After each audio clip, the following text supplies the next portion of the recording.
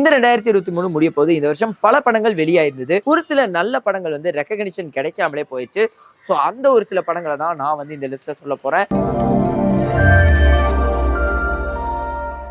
First இந்த லிஸ்ட்ல நான் சொல்ல போற படம் அஸ்வின்ஸ்.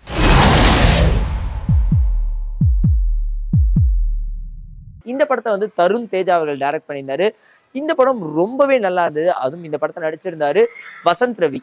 அண்ட் அந்த மேன்ஷனுக்குள்ள ஒரு பைத்தியக்காரத்தனமான ரிச்சுவல்ஸ், வரைஞ்ச சிம்பிள்ஸ். நம்ம ஜெயிலர் படத்துல முத்துவேல் பாண்டியனோட பையனா பண்ணியிருந்தார்ல, அவர் தான்ப்பா பண்ணியிருந்தாரு.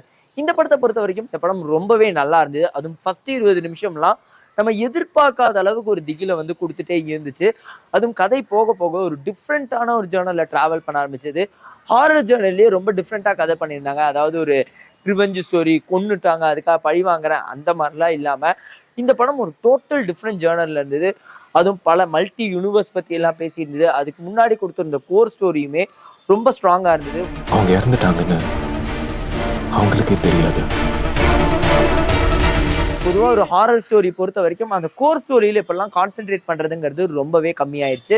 நார்மலாக அங்கே இருக்கிற ஃபன்னாக இருக்கட்டும், இல்லை ஒரு ரிவெஞ்சுக்காக ஒரு பேய் வரதா இருக்கட்டும், அந்த ரிவெஞ்ச் அந்த பேய் பழி வாங்கிட்டு போகிறதா இருக்கட்டும், இந்த மாதிரி தான் அதிக கதைகள் வந்திருக்கு. பட் அஸ்வின்ஸ் கண்டிப்பாக வந்து இதில் தனிச்சு தெரியுங்கிறது தான் என்னுடைய கருத்தாக இருக்குது. அதுவும் முதல் 20 நிமிஷம் ரொம்பவே திகிலாக இருக்கும். அதுக்கான கேமரா ஆங்கிள் ஒர்க்காக இருக்கட்டும், அதுக்கு அவங்க பண்ணியிருந்த ஒர்க்காக இருக்கட்டும், எல்லாமே ரொம்பவே நல்லா இருந்தது. மேபி இந்த படத்தை நீங்கள் பார்க்கலன்னா கண்டிப்பாக ஒரு தடவை பார்த்துட்டு அதை பற்றி கமெண்ட் பண்ணுங்க. யாரோ இருக்காங்க, எனக்கு ரொம்ப பயமா இருக்கு. அர்ஜுன், சீக்கிரமா வா அர்ஜுன்.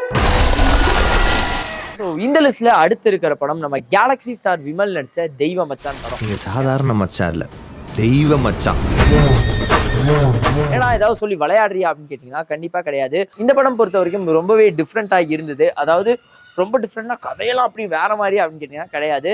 நிறைய ஃபன்னான எலிமெண்ட்ஸ் இந்த படத்துல இருந்தது. அதாவது விமல் அவர்களுக்கு வந்து ஒரு கனவு வரும். அந்த கனவுல வந்து கருப்பசாமி வந்து இவங்க செத்துருவாங்க அப்படின்னு சொன்னா கண்டிப்பா அவங்க செத்துருவாங்க அப்படின்னு தான் அர்த்தம். கனவுல ஒருத்தன் முடிய விரிச்சு போட்டுக்கிட்டு பெரிய மீசை வச்சு காலில் சலங்கையை கட்டிக்கிட்டு வெள்ளை குதிரை எல்லாத்தையும் வருவான் பங்காளி. அவன் வந்து எது சொன்னாலும் அப்படியே எனக்கு நடந்துரும். அந்த மாதிரி கனவுல வந்து அவங்க சிஸ்டரோட ஹஸ்பண்ட் இறந்துருவாருன்னு சொல்ற மாதிரி அவருக்கு தோணும்.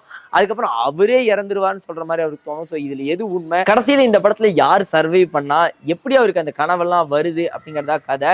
ஸோ விமல் அவர்களோட நார்மலான படம் மாதிரி இல்லாமல் இந்த படத்தில் ஃபன் எலிமெண்ட்ஸ் எல்லாம் ரொம்பவே நல்லா இருந்துச்சு. விண்டேஜ் விமலர்லாம் சொல்லுவாங்களே அந்த மாதிரி விஷயங்களை இந்த படத்தில் பார்க்க முடிஞ்சுது. உதாரணத்துக்கு வந்து இந்த தேசிங் ராஜா அந்த மாதிரி படங்கள் சொல்கிறேன். ஸோ இந்த படத்தோட காமெடிஸாக இருக்கட்டும், கதையாக இருக்கட்டும், ரொம்பவே நல்லா ஒர்க் அவுட் ஆயிருந்துச்சு. ஆனால் நிறையா பேர் வந்து விமல் அவர்கள் நடிச்சிருக்கிறதுனாலையும் அந்த போஸ்டர்ஸ் ஒர்க்காக அதெல்லாம் பார்த்தும் நிறைய பேர் இந்த படத்தை பார்க்க மாட்டாங்க. ஒருவேளை நீங்க மிஸ் பண்ணிருந்தீங்க, இந்த மாதிரி ஜேர்னர் உங்களுக்கு பிடிக்கும் அப்படின்னா தாராளமா இந்த படத்தை நீங்க ட்ரை பண்ணுங்க. மாப்பிளைக்கு இவ்வளவு பெரிய செம்பிளே தண்ணி கொடுப்ப, குடிக்கும் போது விக்கிக்கிட்டு ஏதாவது ஒண்ணு கிடக்க ஒண்ணு ஆயிடுச்சுன்னா என்ன பண்றது? அப்பா, இவருக்கு நான் பொண்டாட்டியா இல்ல இந்த தபால் கார்த்தி பொண்டாட்டியானு தெரியலப்பா. இந்த லிஸ்ட்ல அடுத்த இருக்கிற படம் தான் திருவின் குரல். இந்த படத்தை ஹரிஷ் பிரபு டைரக்ட் பண்ணியிருந்தாரு. பாரதி ராஜா மற்றும் அருள்நிதி நடிச்சிருந்தாங்க.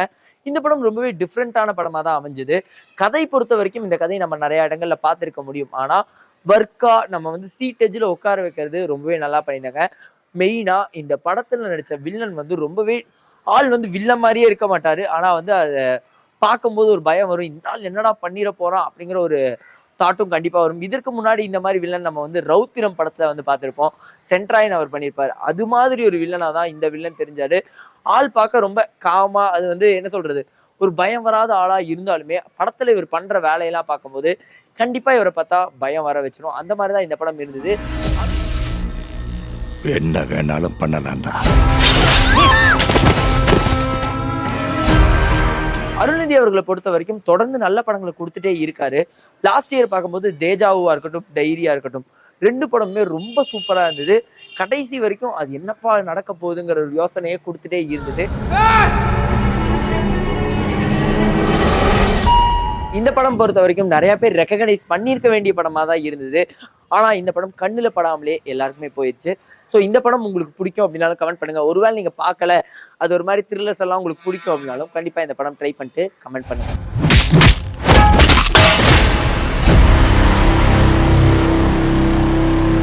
இந்த லிஸ்ட்ல அடுத்து இருக்கிற படம் தான் தண்டட்டி.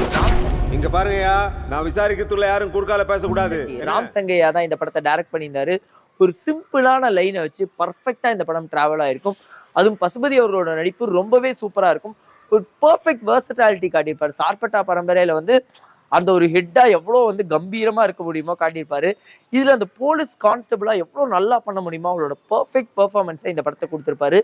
மற்றபடி ரெக்கக்னைஸ்டு கேஸ்டா இந்த படத்துல அதிகம் இல்லைனாலும் படத்தோட கோர் லைன் ரொம்பவே நல்லா இருந்துச்சு. ஒரு 1 லைனை வச்சு அழகா வந்து படத்தை டிராவல் பண்ணி எடுத்துட்டு போயிருந்தாங்க. பல இடங்கள்ல படத்துல வர 1 லைனர் செமையா ஒர்க் ஆயிருக்கும்.